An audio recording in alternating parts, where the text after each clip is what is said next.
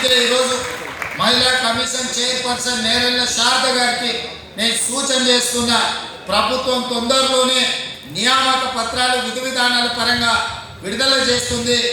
చాకలి ఐలమ్మ మన్మరాల్ని మహిళా కమిషన్ సభ్యురాలుగా నియమించడానికి ఈ వేదిక మీద నుంచి రాష్ట్ర ప్రభుత్వం నిర్ణయం తీసుకున్నది.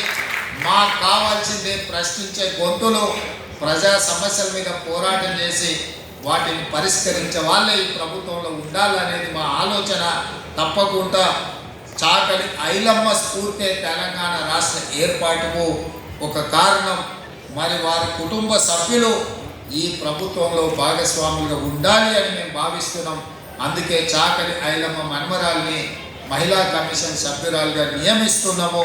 తప్పకుండా మహిళల హక్కుల యొక్క రక్షణకు వారు సంపూర్ణంగా వారి మాటలను బట్టి నాకు చాలా గట్టి నమ్మకం ఏర్పడ్డది.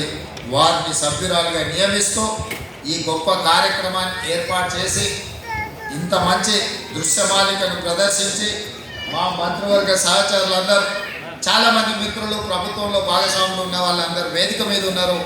వాళ్ళందరికీ పేరు పేరున ఈ కార్యక్రమానికి వచ్చినందుకు అభినందిస్తూ, ఇంత అద్భుతంగా నిర్వహించిన నిర్వాహకులను కూడా మనస్ఫూర్తిగా అభినందిస్తూ మీ అందరి దగ్గర సెలవు తీసుకుంటున్నాం మిత్రులారా.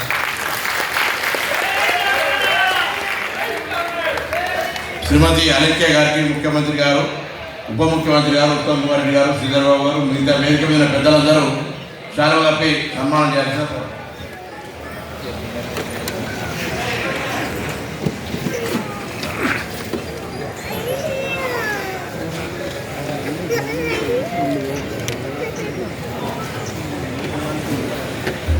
ఒక మహోత్కృష్టమైనటువంటి నృత్య నాటికను మలిచిన స్వర్ణోత్సవ నర్తకీమణి డాక్టర్ అలేఖ్య గుంజాల గారిని ప్రత్యేకంగా అభినందిస్తున్నారు మన ముఖ్యమంత్రి గారు.